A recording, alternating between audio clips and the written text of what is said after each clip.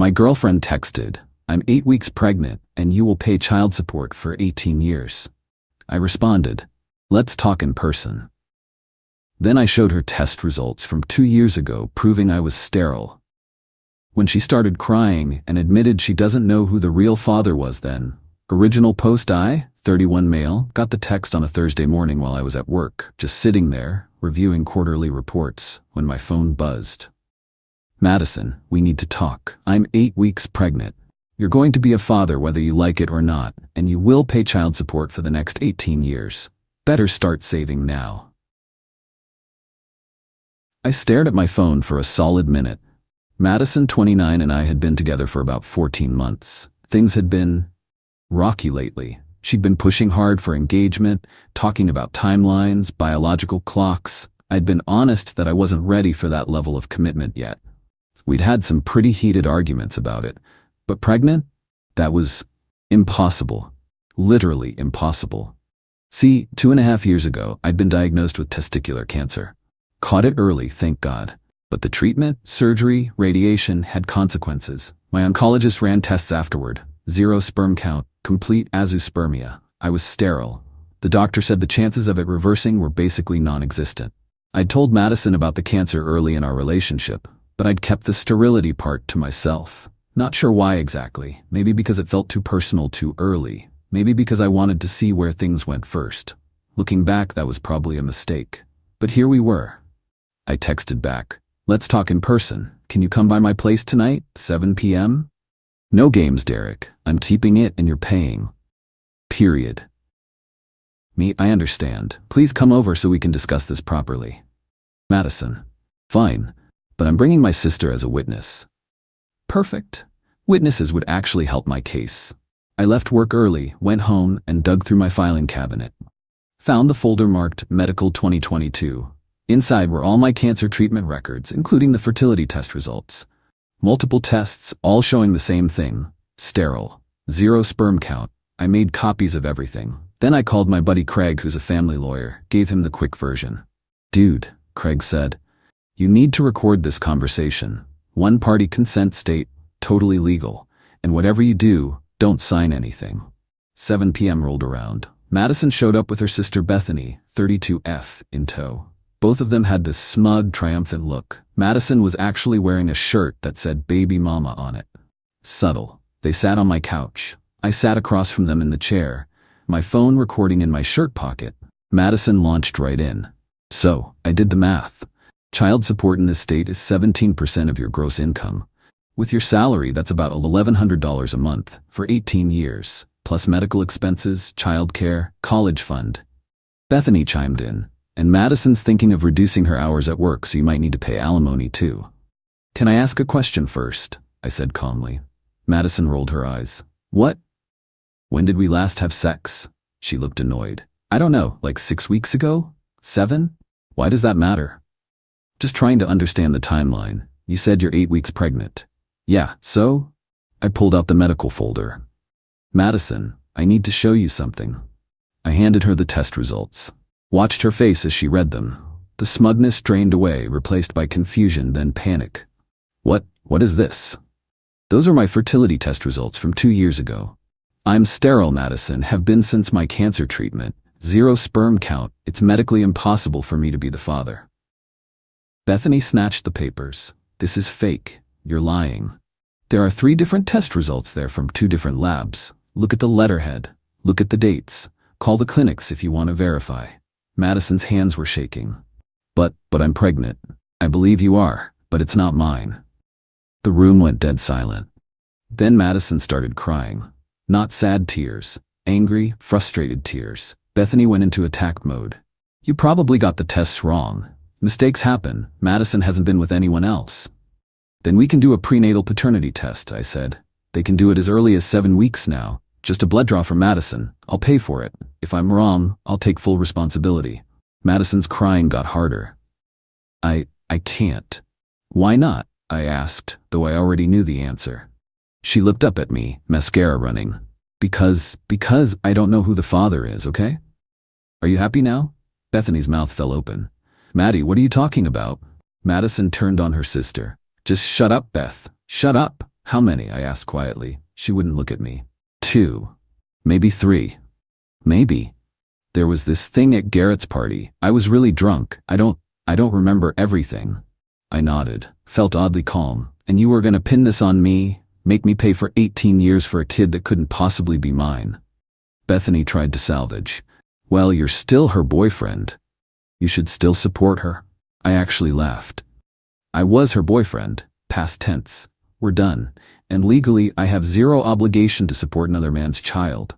Madison stood up, suddenly angry again. You led me on, talking about the future but never committing. I had to explore my options. Your options included lying about paternity and trying to trap me financially? I wasn't lying. I thought it could be yours. You literally just admitted you slept with multiple other men. Because you wouldn't commit.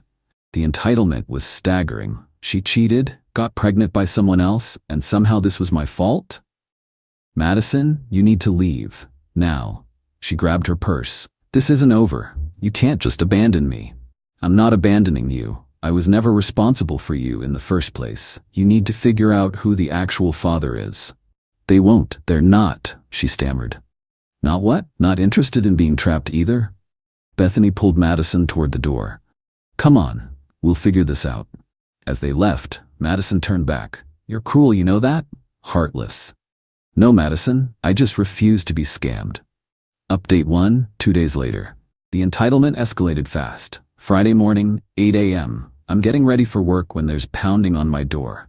It's Madison's mom, Diane. This woman who'd always been sweet to me looked ready to commit murder. Derek, open this door right now. I opened it but kept the chain on. Diane, how dare you abandon my daughter in her time of need? I'm not the father, Diane. It's medically impossible. I don't care about your little tests. A real man would step up. A real man doesn't pay for another man's kid after being cheated on. She actually tried to push through the door. You're going to support my daughter. She chose you. That baby needs a father. Then she should find the actual father. Those were mistakes. You're the one she loves. I pulled out my phone. Diane, I'm recording this interaction. If you don't leave, I'm calling the police. She backed off but kept yelling. You'll regret this. We'll destroy you. Destroy me? For not accepting paternity fraud? The delusion was incredible. That afternoon, my phone started blowing up. Social media posts from Madison. She'd gone nuclear. Some men talk about responsibility but run at the first sign of difficulty. Thought Derek was different. Guess not. Deadbeat, fake man, abandoned and pregnant. Her friends piled on. Comments about how all men are trash, how I was probably lying about being sterile, how I should man up. Then came the kicker. A GoFundMe. Help a single mother to be abandoned by her partner. Goal. $30,000. The description painted me as a monster who dumped her the second she got pregnant. I screenshot everything and sent it to Craig. His response? Perfect. She's admitting publicly that you're not the father while trying to shame you into paying. This is extortion. But Madison wasn't done. Saturday morning, I get a text from my boss. Derek, need to see you Monday morning. Getting concerning calls about you. My stomach dropped. She'd called my workplace. I called my boss immediately. Explained the situation, offered to show him the medical records. He was understanding but said HR would need to be involved since she'd made serious accusations. What accusations? According to him, Madison had called claiming I'd coerced her into unprotected acts and was now abandoning my responsibilities. This was insane. She was trying to destroy my career because I wouldn't pay for another man's baby. Then came the text from a number I didn't recognize. Hey man, this is Tyler. Madison gave me your number. Just wanted to know I'm going to be a father to that kid. Already told Madison I'll take responsibility. Stay away from her. Tyler. One of the potential fathers, apparently. I texted back. Congrats on the pregnancy. To clarify, you're confirming you slept with Madison while she was with me, and you're the potential father? Yeah man, she said we were on a break or whatever. I'm stepping up unlike you. I screenshot that immediately. Admission of the affair in writing. 20 minutes later, another unknown number. Derek, it's Vince. Madison says I might be the father. Can we talk? Vince. So Tyler thought he was going to be the daddy, but Vince was also in the running. This was becoming a circus. I didn't respond to Vince. Not my problem to sort out. Madison called 17 times that night. Left voicemails oscillating between sobbing apologies and vicious threats. My personal favorite: "You think you're so smart with your stupid medical records. I'll tell everyone you're not even a real man." Shooting blanks: "Let's see how tough you are when everyone knows you're defective." Defective because I survived cancer. The woman I'd once thought I loved was calling me defective for being a cancer survivor. Update 2. 1 week later. Monday's HR meeting was interesting. I brought Craig with me. He came as my legal advisor, not representing me officially yet.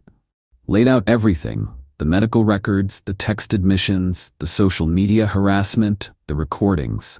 HR's response was swift. They issued Madison a cease and desist letter. Any further contact with my employer would result in legal action. They also documented everything in case I needed it for a restraining order. But Madison had moved on to a new strategy. Wednesday afternoon, I got served with papers. She was suing me for intentional infliction of emotional distress and promissory estoppel. Her claim: I'd promised to start a family with her, false, and my revelation of sterility after she got pregnant was deliberate emotional abuse. Craig laughed when he read it. "She's claiming damages because you proved you're not the father? This is desperation." Her lawyer, some ambulance chaser named Phillips, had also sent a settlement offer. Drop the lawsuit for $50,000 to avoid lengthy litigation. Craig's response was beautiful. He countersued for defamation, harassment, and attempted fraud.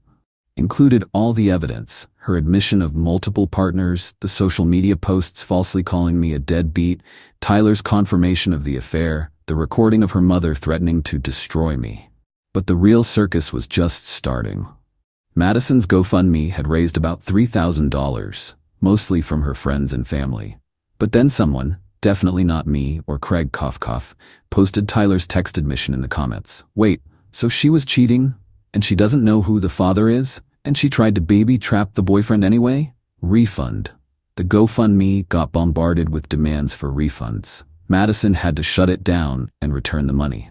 Then came the battle of the potential fathers.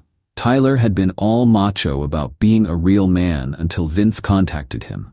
Apparently, they got into it on social media. Tyler posted about becoming a dad, and Vince commented, "Bro, Madison doesn't even know which one of us it is." Their public Facebook argument was legendary. Tyler accused Vince of being a deadbeat. Vince revealed that Madison had told him Tyler was just a one-time thing, but told Tyler that Vince was nobody important. They compared notes and realized Madison had been playing them both for months. But wait, remember the maybe 3 potential fathers? Enter Brandon. Brandon was the party hookup Madison barely remembered. Except Brandon remembered everything, and Brandon's girlfriend found out. How? Madison had drunk texted Brandon asking if he wanted to be a daddy. Brandon's girlfriend went scorched earth, posted everything on Instagram, screenshots of Madison propositioning Brandon while dating me. Madison begging Brandon to claim the baby. Brandon refusing and blocking her. The narrative Madison had carefully constructed, abandoned pregnant woman, crumbled spectacularly. Her sister Bethany tried damage control, posted about how women should support women and how everyone was victim blaming a pregnant woman in crisis. Someone responded with, "Your sister tried to commit paternity fraud. That's not victim blaming. That's criminal blaming." Then came Friday. Madison showed up at my apartment complex at 2 a.m., drunk, with her mom. Started screaming in the parking lot. "Derek, I know you're in there. You ruined my life. You owe me. That baby needs a father. Be a man." I called 911, told them my pregnant ex-girlfriend was having a mental health crisis in the parking lot. The cops arrived, tried to calm her down. Madison took a swing at one of them. Bad move. They arrested her for public intoxication and assaulting an officer. Diane tried to interfere and got arrested too. The building security footage was perfect. Madison screaming about how I owed her for wasting her prime years. How she deserved my support regardless of paternity. How she'd make me pay one way or another. Craig added the footage to our harassment file. Update 3. 3 weeks later. The legal fallout was swift. Madison's assault charge got pled down to disorderly conduct, but she got 6 months probation and mandatory anger management classes. The arrest also tanked her bullshit lawsuit against me. Hard to claim emotional distress when you're on camera drunkenly demanding money and talking about making me pay.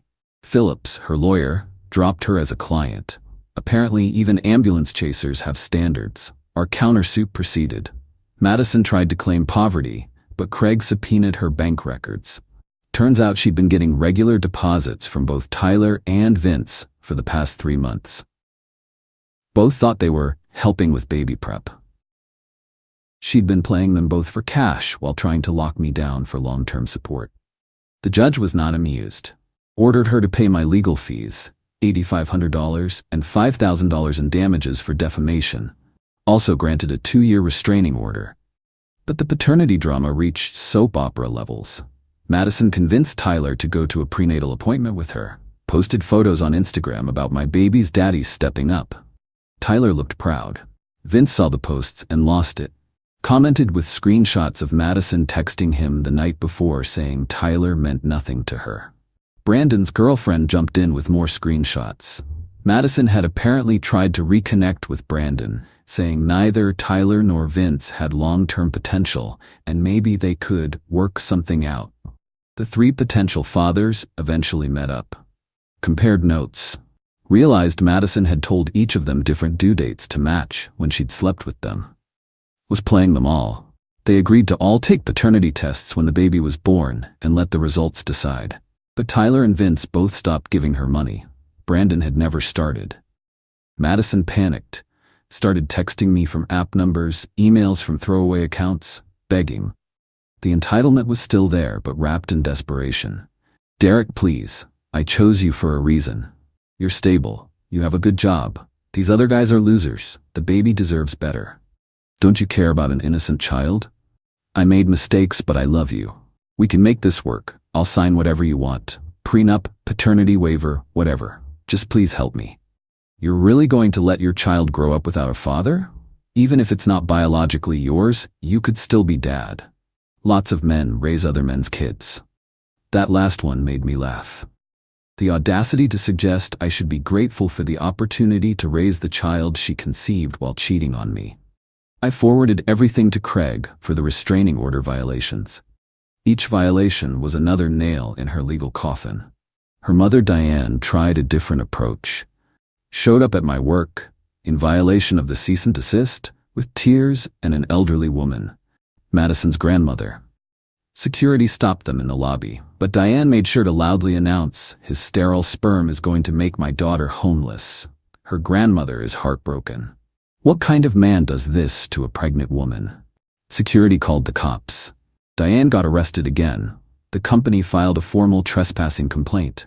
Diane was banned from the premises permanently. The grandmother, who seemed genuinely confused, kept asking, but why won't he marry Madison? She's pregnant. Nobody had told Grandma about the multiple potential fathers, apparently. Update 4, 2 months later. Madison had the baby last week, a girl.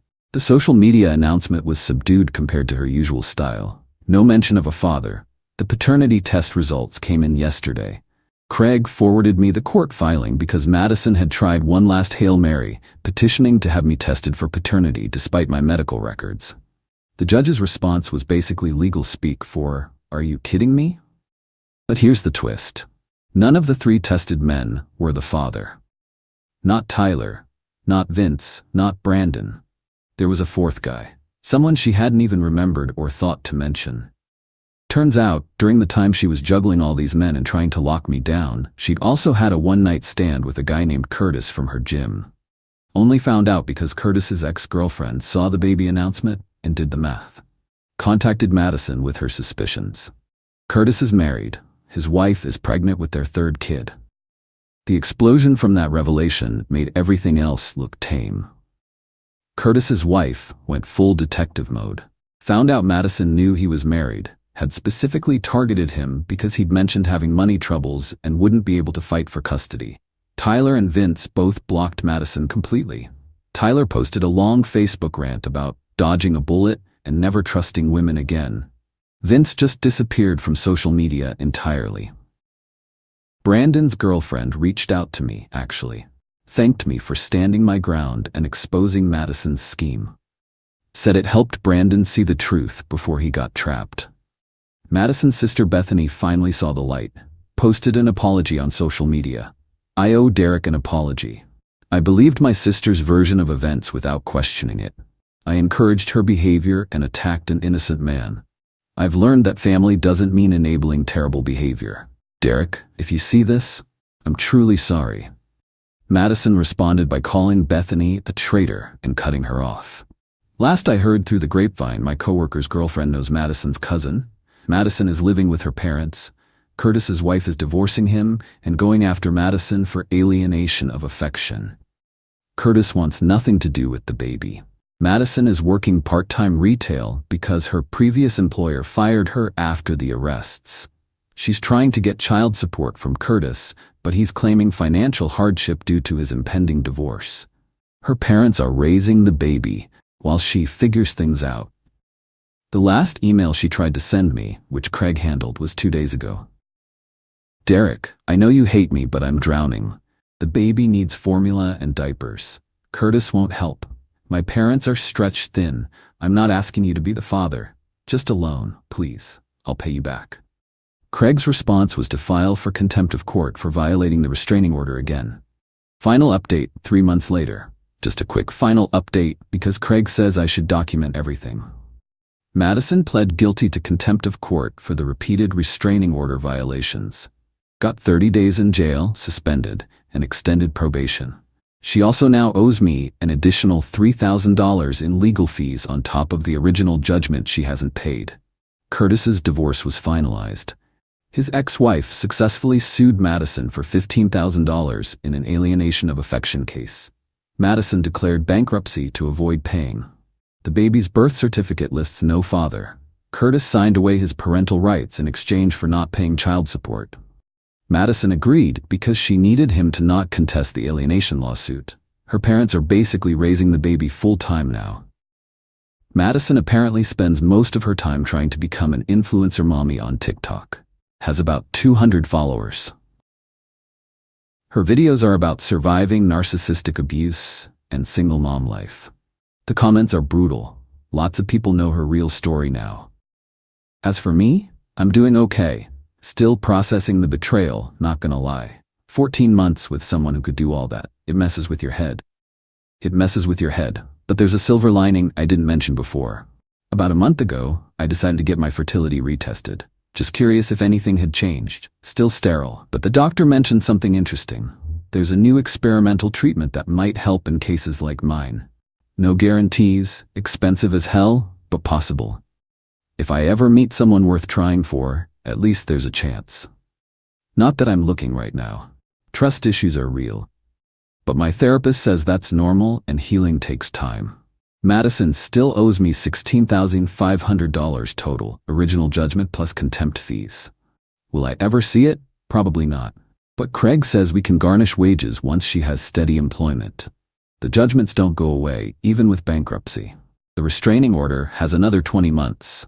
After that, I honestly never want to hear her name again. Moral of the story? Always trust your gut.